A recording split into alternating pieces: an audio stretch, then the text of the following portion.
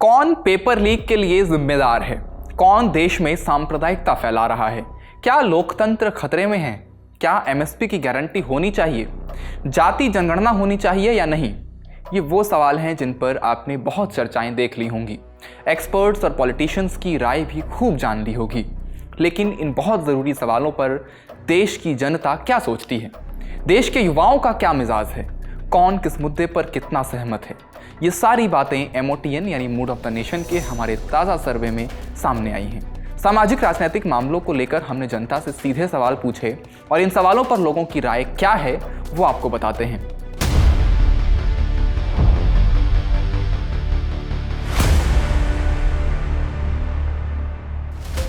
नमस्ते, मेरा नाम धनंजय है और आप देख रहे हैं इंडिया टुडे हिंदी।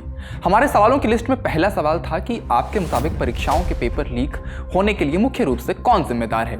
28% लोग इसमें केंद्र सरकार को सीधे जिम्मेदार मानते हैं। 21% लोगों का मानना है कि परीक्षा आयोजित कराने वाली संस्था इसके लिए जिम्मेदार है। 19% लोग राज्य सरकार को जिम्मेदार मानते हैं। 13% लोग पेपर की प्रक्रिया में शामिल लोगों को, 7% लोग सांगठनिक गिरोह को जिम्मेदार मानते हैं। यानी इनमें सबसे ज़्यादा चिंता की बात केंद्र सरकार के लिए होनी चाहिए। उन्हें देश का एक बड़ा हिस्सा परीक्षाओं में धांधली के लिए जिम्मेदार मानता है। एक सवाल हमने महिला सुरक्षा पर पूछा कि क्या भारत महिलाओं के लिए पहले के मुकाबले ज़्यादा सुरक्षित हो गया है या अब भी कम सुरक्षित है? जवाब में 42% लोगों ने माना कि महिलाओं के लिए सुरक्षित हुआ है, जबकि 38% लोगों का कहना है कि पहले से कम सुरक्षित हो गया है। 16% लोग इसे पहले जैसा ही मानते हैं और 4% लोग कोई राय नहीं बना पाए। अगला सवाल हमने सेना में भर्ती के लिए लाई गई अग्निवीर योजना पर पूछा कि क्या आप मानते हैं कि योजना जारी रहनी चाहिए?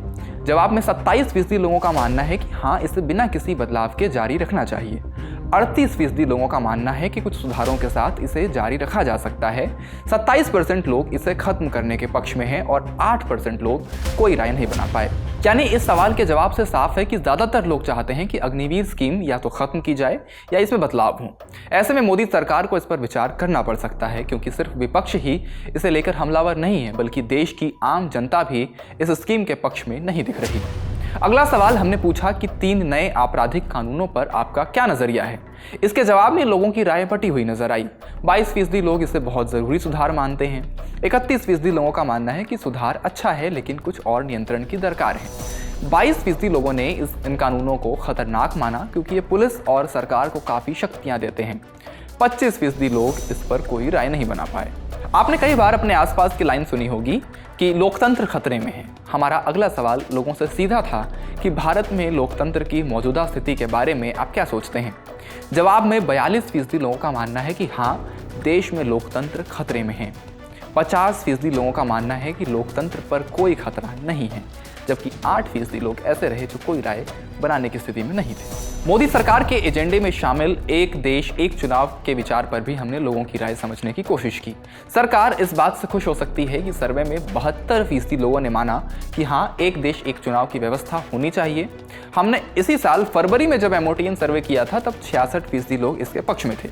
यानी अब इस मामले पर लोगों की राय में सरकार के पक्ष में एक झुकाव बढ़ा है।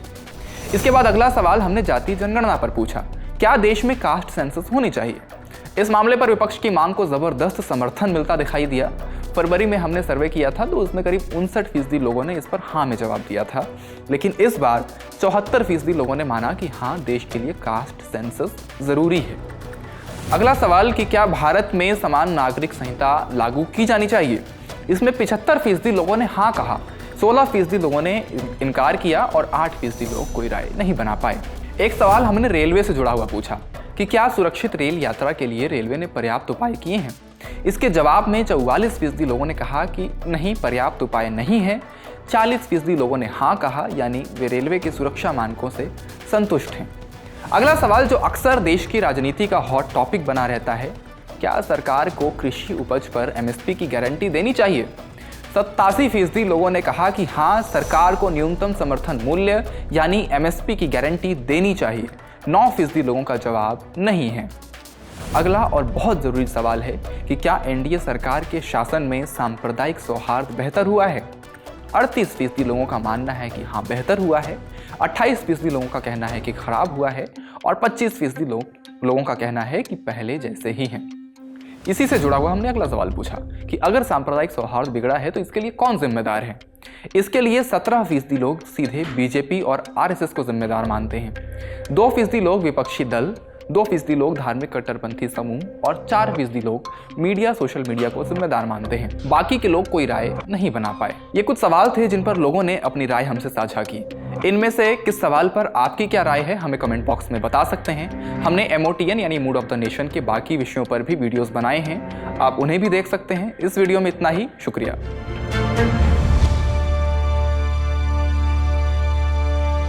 इसी तरह की तसल्ली से भरी हुई एक्सक्लूसिव रिपोर्ट्स देखने के लिए सब्सक्राइब करें इंडिया टुडे हिंदी का YouTube चैनल और बेल आइकन जरूर प्रेस करें ताकि वीडियो अपलोड होते ही आपको खबर हो जाए।